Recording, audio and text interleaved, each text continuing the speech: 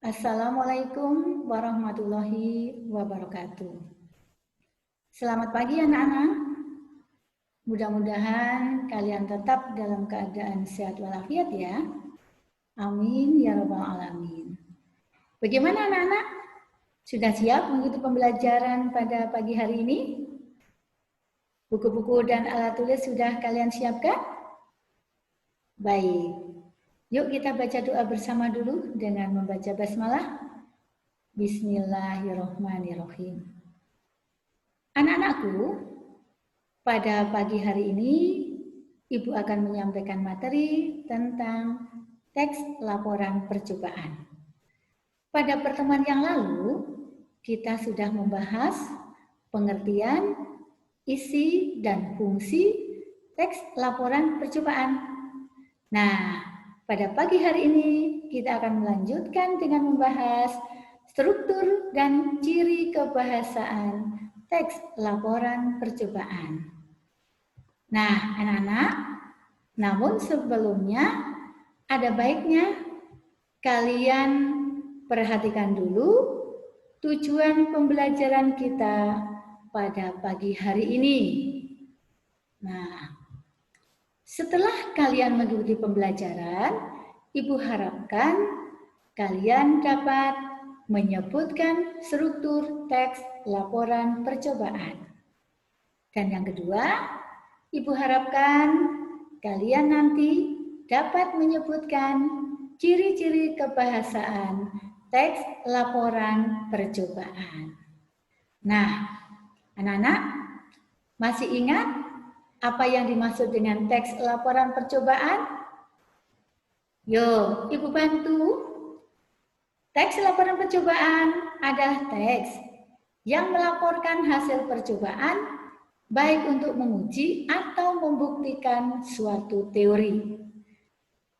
Atau kamu bisa mengatakan bahwa teks laporan percobaan adalah teks berupa buku, makalah, atau artikel yang berisi percobaan yang dilakukan oleh peneliti baik sendiri maupun kelompok. Nah, pada kesempatan ini kita akan mempelajari struktur teks laporan percobaan. Struktur yang ideal sebuah teks laporan percobaan berisi 9 struktur. Yang pertama, latar belakang. Kedua, rumusan masalah. Yang ketiga, tujuan. Keempat, kajian teori. Kelima, alat dan bahan. Keenam, langkah-langkah. Ketujuh, hasil pengamatan. 8, pembahasan. Dan yang kesembilan, simpulan. Namun, hal itu sifatnya tidak harus. Bisa saja kalian membuat teks laporan percobaan yang hanya terdiri atas 5 struktur. Di antaranya tujuan, alat dan bahan, langkah-langkah, hasil pengamatan, dan simpulan. Itu batas minimal struktur teks laporan percobaan. Namun, semakin lengkap sebuah teks laporan percobaan, maksud Ibu, semakin lengkap strukturnya berarti akan semakin tinggi nilai keilmiahannya. Nah, baik. Sekarang akan kita bahas satu persatu. Yang pertama, latar belakang. Ini berisi uraian yang berisi alasan mengapa sebuah percobaan itu dilakukan. Dalam hal ini, terkait dengan faktor eksternal yang memengaruhi pertumbuhan tanaman, bisa kita kemukakan latar belakang sebagai berikut. Sekarang ini, lahan pertanian di Indonesia semakin sempit. Sementara kebutuhan akan pangan, buah, dan sayur semakin meningkat. Untuk dapat membudidayakan tanaman agar berhasil guna, perlu memperhatikan hal-hal yang memengaruhi pertumbuhan dan perkembangan tanaman. Di samping faktor internal, juga faktor eksternal. Nah, berikutnya rumusan masalah. Rumusan masalah ini biasanya dikemukakan dalam sebuah kalimat tanya. Di sini dicontohkan, apakah faktor eksternal memengaruhi pertumbuhan tanaman?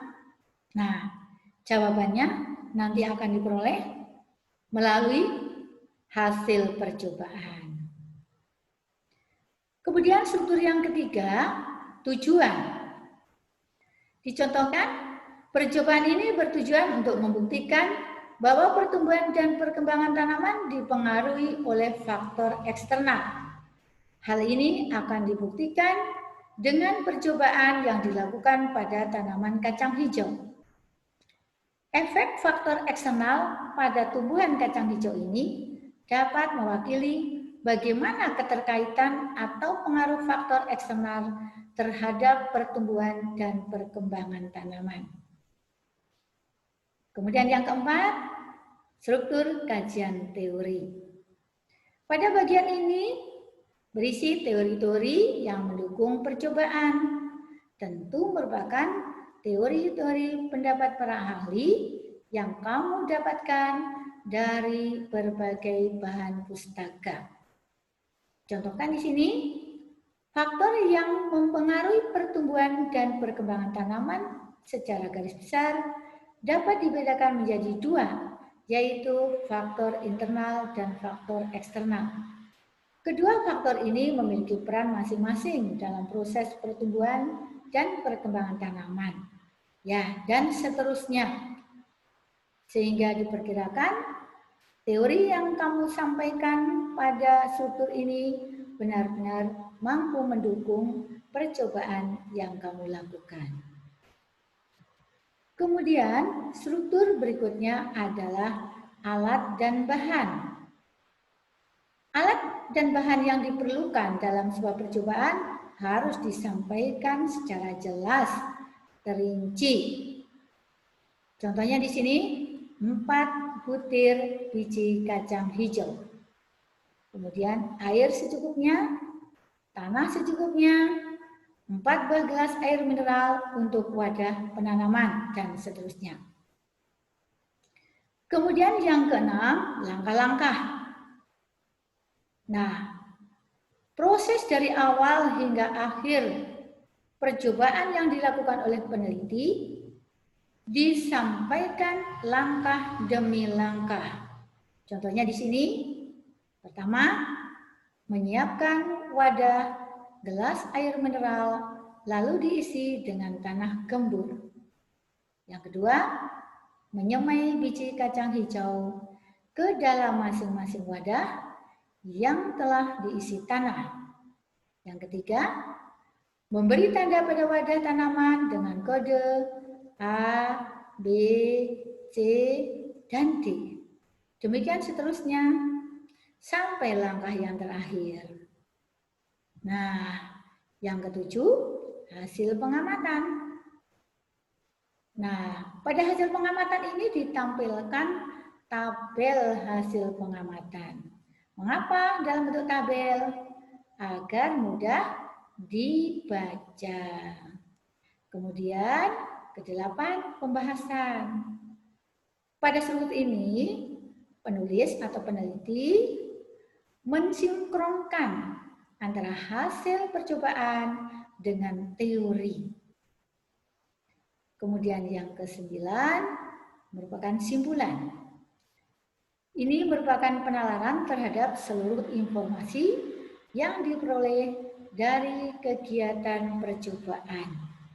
Ini merupakan inti dari sebuah percobaan yang tentu saja akan sangat bermanfaat bagi orang lain untuk memanfaatkannya dalam kehidupan sehari-hari. Kita tidak perlu melakukan percobaan tersendiri kalau memang percobaan yang dimaksud sudah dilakukan orang lain. Ya. Baik, berikutnya akan kita ulas ciri kebahasaan teks laporan percobaan. Yang pertama, menggunakan bahasa baku.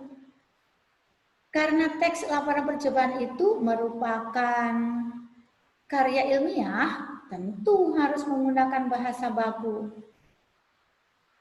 Di sini dicontohkan, percobaan ini bertujuan untuk membuktikan bahwa pertumbuhan dan perkembangan tanaman dipengaruhi oleh faktor eksternal.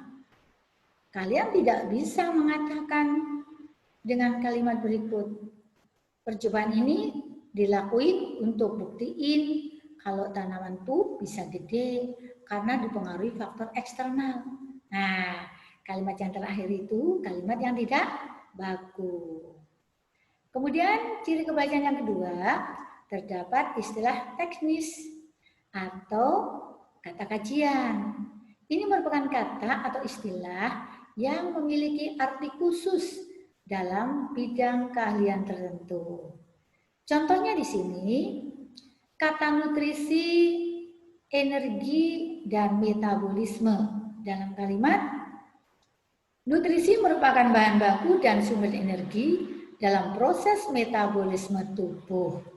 Nah, itu sekali lagi, kata nutrisi, energi, dan metabolisme termasuk kata kajian. Nah, ini kata kajian itu biasanya terdapat banyak sekali pada kajian teori. Ya.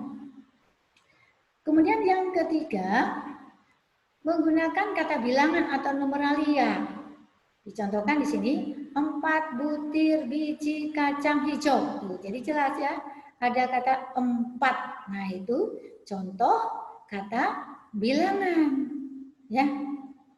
Nah, kemudian yang keempat, menggunakan kata benda dan frase benda. Nah, frase itu maksudnya gabungan dua kata atau lebih yang bersifat non-predikatif. Artinya tidak terdiri atas subjek dan predikat. Contoh frasa di sini, 2 buah tanaman pacar air. Nah, ini ada berapa kata ini? 2 buah tanaman, pacar, dan air. Berarti ada 5 kata. Tetapi di dalamnya tidak ada unsur predikat.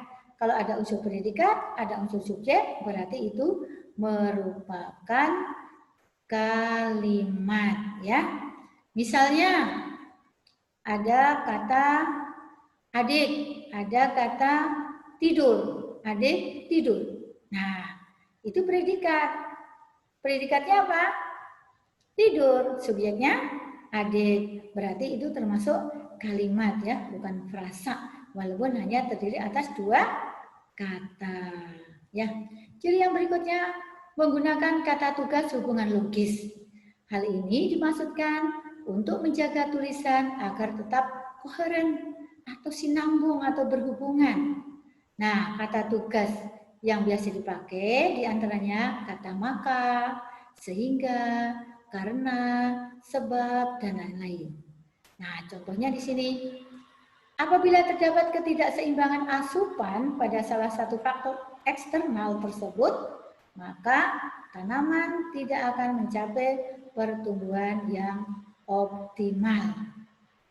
Nah, kemudian ciri kebahasan yang keenam, menyertakan foto, diagram, tabel, dan bukti yang lainnya. Nah, itu beberapa ciri kebahasaan yang kita temukan dalam sebuah teks laporan percobaan ya. Nah, mudah-mudahan apa yang kamu dapatkan pada pembelajaran pagi ini bisa bermanfaat bagi kamu untuk dapat menulis teks laporan percobaan.